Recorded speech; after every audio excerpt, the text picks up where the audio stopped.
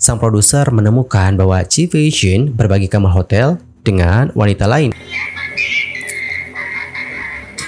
Amerika and Korea punya lagu apa tuh? Kalau Indonesia punya lagu apa sih? Ini masuk plagiat nggak sih guys? Video klipnya sama, emang udah izin? Hello everyone, I'm Sul Kim and welcome back to my YouTube channel. Guys yang lagi nonton, gimana nih kabarnya hari ini? Apakah dalam kondisi yang baik saja? Atau mungkin sebaliknya ya guys, lagi dalam kondisi yang gak baik aja?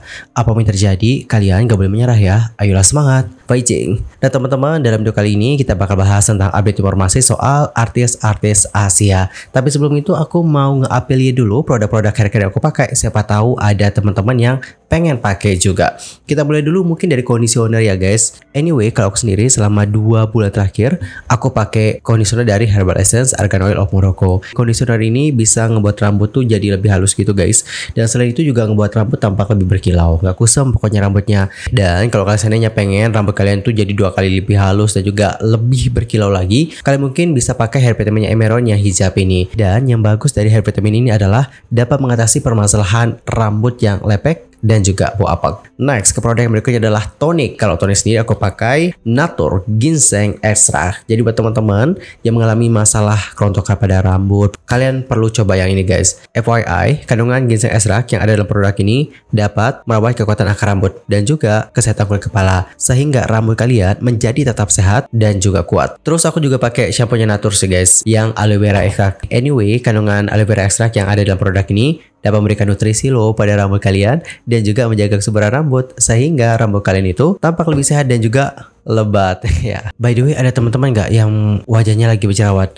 Kalau ada, ini guys, coba deh pakai facial foamnya yang JF anti acne. Kalian juga dapat lihat ya kandungan-kandungan yang ada dalam produk ini. Dapat dibaca juga di samping. Nah, kandungan-kandungan ini cocok banget untuk membantu merawat kulit kalian yang berjerawat guys. Selain itu aku juga pakai sleepingnya Nasipik Pitoniasin. Ini udah lama banget sih aku pakai sejak era COVID guys, udah lama banget kan. Dan untuk informasi tambahan, ini tuh mengandung 5% niacinamide. Jadi gimana guys, tertarik nggak sih untuk pakai produk-produk yang aku pakai? Kalau tertarik mungkin bisa kepoin ya tag produknya. Dan thank you so much ya buat yang udah mau check out, thank you. Semoga produknya cocok untuk kalian.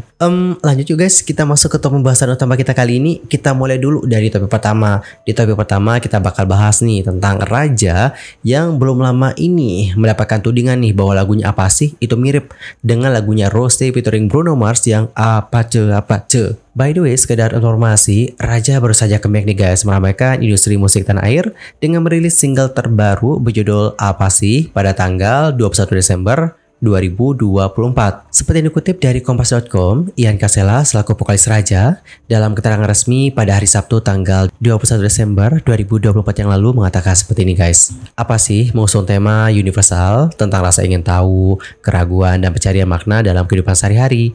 Kami ingin menyampaikan pesan bahwa tidak apa-apa untuk mempertanyakan sesuatu dalam hidup. Justru dari pertanyaan itu kita bisa nih menemukan jawaban dan makna sejati. Dengan dirilisnya Apa Sih, Raja berharap nih bahwa lagu itu dapat memberikan inspirasi dan semangat baru bagi para pendengarnya. Namun teman-teman, sayang banget usai lagu ini dirilis, netizen itu memberikan berbagai macam komentar. Bahkan ada yang mengatakan bahwa lagu ini terdengar mirip dengan lagunya Rose featuring Bruno Mars yang Apa Ce. Untuk lebih jelasnya mungkin kita bisa simak ya bagian apa yang disebut mirip.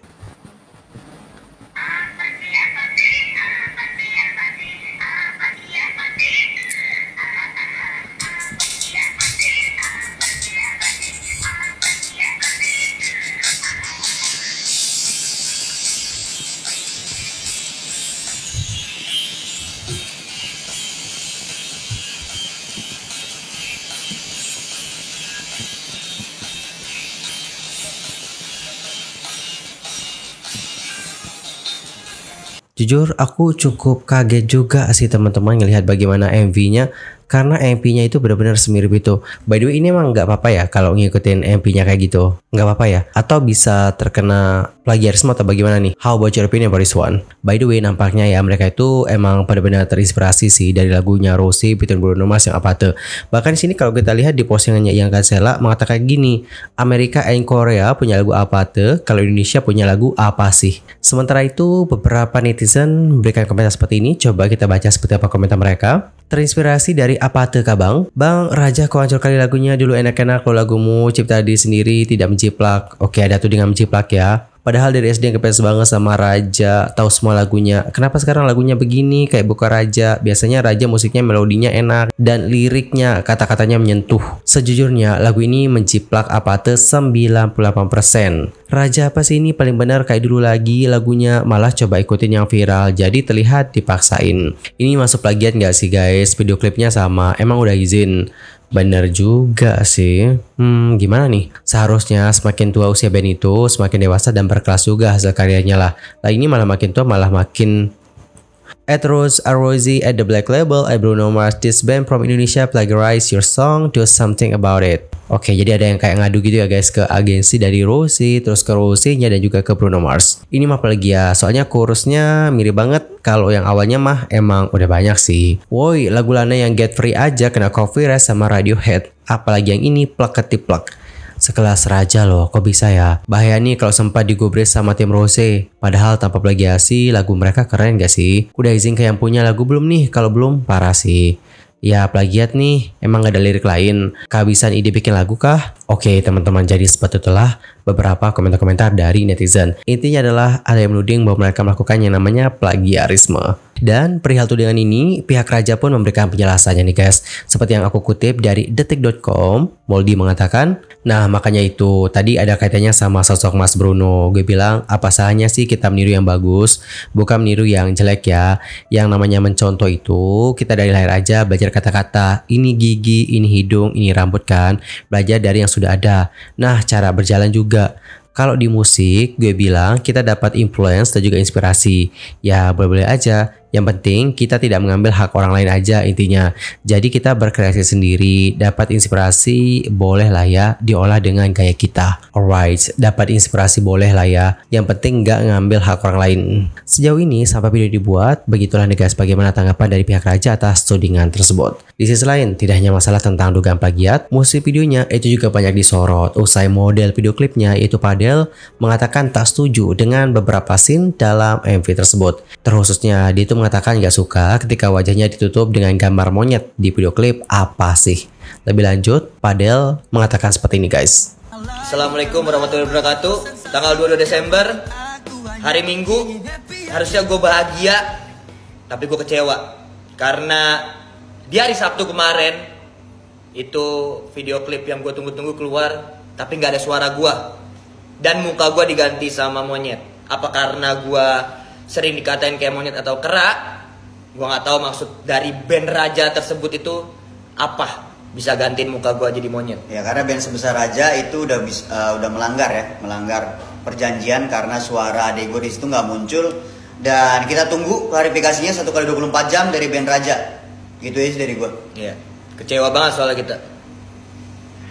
Alright teman-teman, jadi seperti itulah bagaimana statement dari Padel yang mengatakan dirinya kayak, terutama dengan wajahnya yang kayak ditutupin dengan gambar monyet seperti itu. Dan menanggapi hal ini, sang vokalis dari Raja yaitu Ian Cancela mengatakan kalau gambar itu gue segelintir dengar ada obrolan manajemen kita dan manajemen dia. Abangnya itu ngobrol, gue lagi ngeliat lagi take dia bergaya atau dance terpasang, terkagum-kagum, terpesona, tapi segelintir denger gimmick dan nanti gue masukin gini-gini.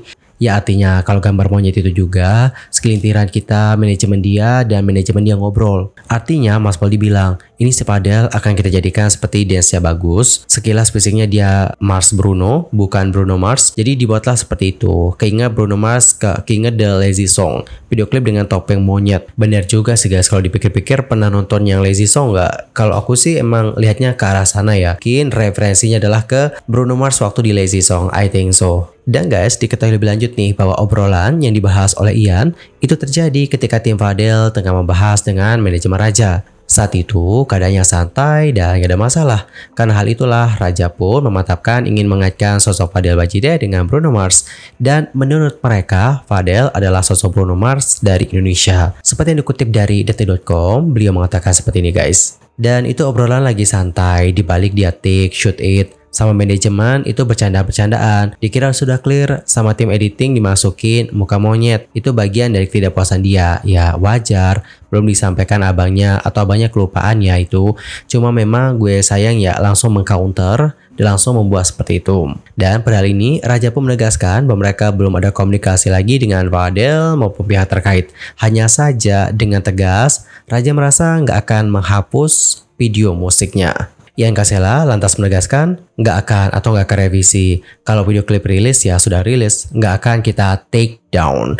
Sementara itu sang gitaris Danny Moldy menambahkan dalam 24 jam hampir 200.000. Kalau di take down nggak mungkin, biarin aja running. Kita nggak tahu kesalahpahaman ini. Oke, jadi mungkin salahnya di sini adalah belum ada komunikasi kali ya dengan Fadel. Jadi dikarenakan nggak ada komunikasi dengan Fadel jadi salah paham dan ya wajar saja sih. Mungkin dia agak kurang terima dengan hal tersebut karena memang belum ada komunikasinya dengan Fadel atau Fadel belum tahu nih, belum dikasih tahu mungkin sama pihak-pihak yang terkait. I think so. Entah itu manajemen dia atau abangnya seperti yang diungkapkan oleh Ian Kasela tadi. Dan lanjut perihal hasil video klip nih guys, Raja memang gak memperlihatkan kepada Fadel Bajide dan tim setelah selesai proses editing dengan alasan pasti bagi Raja obrolan mengenai konsep awal ketika syuting itu sudah dianggap sudah berupa persetujuan.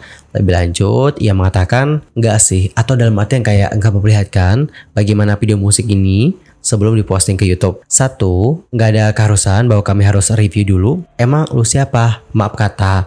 Yang kedua, gue beranggapan ini sudah clear secara lisan waktu shoot bahwasanya ini akan di-create ya begini. Nah, gue berpikir itu clear. Makanya gue biarin aja gelinding. Kalau kami yang nge-review, ya kami mereview. Sudah sejauh semua kelihatan aman, sudah nggak apa-apa rilis aja. Tapi kalau kami yang minta review dia dulu, nggak ada. Dan pada yang sama, Fadel itu kan menyambangi Polres Jakarta Selatan ya guys untuk menindaklanjuti kasus tersebut. Dia juga mengatakan bahwa sebelumnya ia dan juga Bintang diminta untuk bernyanyi. Namun sayang banget nih guys, suara mereka nggak digunakan di akhir penyuntikan dari Apa Sih. Dikutip dari detik.com, Fadel mengatakan, jadi sudah effort gede, lompat dari zona nyaman, tapi nggak ada suaranya. Jadi itu yang membuat kecewa banget. Gambar monyet itu sih yang paling kesel. Karena kan dari pihak sana ya, gue lagi problem ini, gue sering dikatain monyet, karena akhirnya ada lagi. Soalnya sekarang netizen udah nggak ada hujatan lah, udah mulai support. Takutnya kegiring opini lagi kalau muka Fadel kayak monyet. Alasan mereka ya itu buat lucu-lucuan atau gimana. Itu dari pihak Abang Martin ya, manajer dia yang ngurus. Yang penting kita udah komplain. Alright, jadi seperti itulah bagaimana statement dari Fadel atas isu tersebut. Dan guys, kalau kalian sendiri, gimana nih pendapatnya atas isu yang satu ini? Antar komennya di kolom komentar. Next, informasi yang berikutnya kita bakal bahas tentang kronologi dari skandal yang menimpa aktor G-Vision. Benar nggak sih guys secara pronunciation-nya? Kalau salah mungkin koreksi ya. Untuk pertama mungkin kita kenalan dulu ya dengan G-Vision. Siapakah dia? Nah teman-teman, G-Vision ini adalah aktor Tiongkok. Dia itu lahir pada tanggal 25 Mei tahun 1997 dan dia sendiri telah bermain dalam banyak karya. For example adalah Wooling Heroes yang mana pada kala itu dia berperan sebagai Tang Quan. Lalu dia juga bermain dalam The Ip hingga In Blossom. Selain itu dia juga bermain dalam salah satu karya populer yaitu The Untamed yang mana dia itu berperan sebagai Jinling. Anyway, kalau kalian udah nonton dramanya dia yang apa nih? Ntar komen ya di kolom komentar. Tas apa nih yang terjadi dengan G-Vision. Jadi guys, belum lama ini dia itu terlibat dalam konflik dengan produser wanita namanya adalah Zhang Haoxin. Sebenarnya jauh sebelum konflik ini mereka memiliki hubungan yang baik, bahkan lumayan intim. Namun menurut pengungkapan blogger gosip ternama yaitu Advantage Entertainment, hubungan mereka bisa dibilang membingungkan. Seperti yang aku lansir dari Sohu.com nih, media Cina, perkenalan di antara mereka dapat ditelusuri kembali ke tahun 2020. Saat itu sang aktor terkenal usai perannya sebagai Chen Xingling. Chen Xingling ini nama lain dari Jinling gak sih guys? Koreksi ya kalau salah. Sedangkan untuk Zhang Haoxin adalah produser terkenal di industri tersebut. Keduanya bertemu secara kebetulan di sebuah pesta kerja dan percikan api muncul dan lantas dengan cepat berkembang menjadi hubungan dekat. Dan kita juga nggak tahu ya guys bagaimana hubungan persis di antara mereka. Namun yang pasti adalah hubungan ini pada awalnya nggak diketahui oleh dunia luar. atau publik. Kemudian pada tanggal 4 Oktober 2020, pada hari ulang tahunnya Zhang Haoxin, Chi Feixin itu berinisiatif untuk mengundangnya ke kamar. Keduanya lantas melakukan kontak intim pertama mereka. Dan menurut orang-orang yang mengetahui masalah tersebut, Chi Feixin dan juga Zhang Haoxin sering bertemu secara diam-diam di hotel. Dan mereka juga berhati-hati setiap kali bertemu dikarenakan takut ketahuan oleh orang luar. Namun nih teman-teman, masa-masa indah di antara mereka itu nggak berlangsung lama. Seiring berjalannya waktu, sikap Chi Feixin disebut mulai berubah, dan bahkan sang aktor juga dituduh bersikap sombong di depan undangan pekerjaannya Zhang Haoxin. Ia disebut menuntut gaji yang tinggi. Nah, perubahan-perubahan yang ditunjukkan oleh sang aktor lantas membuat Zhang Haoxin menjadi bingung dan gak puas. Kemudian pada awal Januari 2021, kejadian tersebut mencapai titik balik. Sang produser menemukan bahwa Chi Feixin berbagi kamar hotel dengan wanita lain suatu hari. Dihadapkan pada keraguan, Chi Feixin membantah adanya hubungan tidak pantas antara dia bersama dengan wanita lain ini dan mengklaim bahwa wanita tersebut adalah agennya. Namun nih guys, hal ini tidak membuat Zhang Haoxin mempercayainya, dan dikarenakan kejadian tersebut, keduanya berbalik melawan satu sama lain. Sejak saat itulah Zhang Haoxin disebut menderita depresi. Dan guys, mengenai pertemuan antara Chi Feixin bersama dengan wanita ini, beberapa media itu memberitakan bahwa wanita tersebut itu memang agennya Chi Feixin dan dia disebut berada di sana hanya untuk membicarakan urusan pekerjaan pada hari itu. Sementara itu, sang pelapor tidak hanya mengungkap rekaman obrolan antara Chi Feixin dan juga Zhang Haoxin, tapi juga mengungkap video percakapan ambigu antara kedua belah pihak. Dan begitu rekaman obrolan dan videonya keluar, netizen pun menjadi menggila dan terpecah menjadi dua kubu. Beberapa netizen mengatakan bahwa Chi Feixin terlalu buruk, sementara yang lain mengatakan bahwa Zhang Haoxin juga bukanlah orang yang baik. Beberapa juga lantas kembali membawa soal isu yang pernah menyeret namanya Chi Feixin, di mana pada tahun 2019 sang aktor pernah nih dituduh berselingkuh oleh sahabat mantan pacarnya. Di sisi lain, untuk sang produser yaitu Zhang Haoxin juga diduga pernah menjalin hubungan dengan beberapa aktor pria lainnya, termasuk Xiao Yuliang dan juga Li Mingde. Namun aktor-aktor tersebut telah membantah nih guys klaim tersebut. Dan seiring dengan terungkapnya insiden itu, hubungan antara Chi Feixin dan juga Zhang Haoxin semakin memburuk. Bahkan, kedua belah pihak juga mulai terlibat dalam pertukaran retorika di depan umum dan di tingkat hukum. Chi Feixin menyatakan ketidakpuasannya dengan bagaimana tudingan yang dilontarkan oleh Zhang Haoxin, dan bahkan dia juga mengatakan akan mengambil tindakan hukum. Di sisi lain, Zhang Haoxin mengungkapkan guys di sosial media bahwa dirinya menderita depresi berat dikarenakan hal tersebut. Bahkan dia juga mengisyaratkan keinginan untuk melakukan BD. Dan pada akhirnya pengungkapan dari Zhang Haoxin lantas membuat publik menjadi khawatir akan bagaimana kondisinya. Selain itu, dilaporkan juga bahwa untuk Chi Feixin mencoba untuk menangani masalah ini melalui perantara berkali-kali. Namun sayang nih guys, hal itu gagal. Fluktuasi emosi dari Zhang Haoxin lantas membuat penyelesaian insiden tersebut menjadi lebih rumit. Di satu sisi dia berharap mendapatkan banyak dukungan dengan mengungkap insiden tersebut. Namun di sisi lain dia nggak mau melibatkan terlalu banyak privasi pribadinya. Dan pada akhirnya kejadian ini dengan cepat menyebar di internet dan memicu banyak diskusi. Beberapa netizen menyatakan dukungan kepada Zhang Haoxin dan percaya bahwa perilaku Chi Feixin mengecewakan. Sementara beberapa netizen mengatakan bahwa semua itu hanyalah kesalahpahaman. Sementara itu mengenai sikap Chi Feixin, beberapa media mengatakan bahwa dia berperilaku sangat tenang secara pribadi dan tidak mau berbicara terlalu banyak tentang masalah tersebut. Mungkin dalam pandangannya, kebenaran kejadian tersebut tidak sesederhana yang dibayangkan oleh orang-orang. Tapi apapun faktanya, mungkin hal itu hanya diketahui oleh pihak-pihak yang terkait. Alright, jadi seperti itulah bagaimana skandal yang menimpa Chi Feixin. Dan guys, gimana nih pendapat kalian atas kasus yang satu ini? Antara komen ya di kolom komentar. Anyway, sekian aja untuk updatean kita kali ini. Dan kita akan jumpa lagi ya guys di video berikutnya dengan updatean terbarunya. I'm Sulky pamit, dan aku juga mohon maaf kalau ada kesalahan, baik itu dalam ucapan, sikap, tindakan, dan mungkin ada kesalahan informasi, mohon koreksinya. Sampai jumpa ya semuanya dan selamat beraktivitas. Goodbye everyone.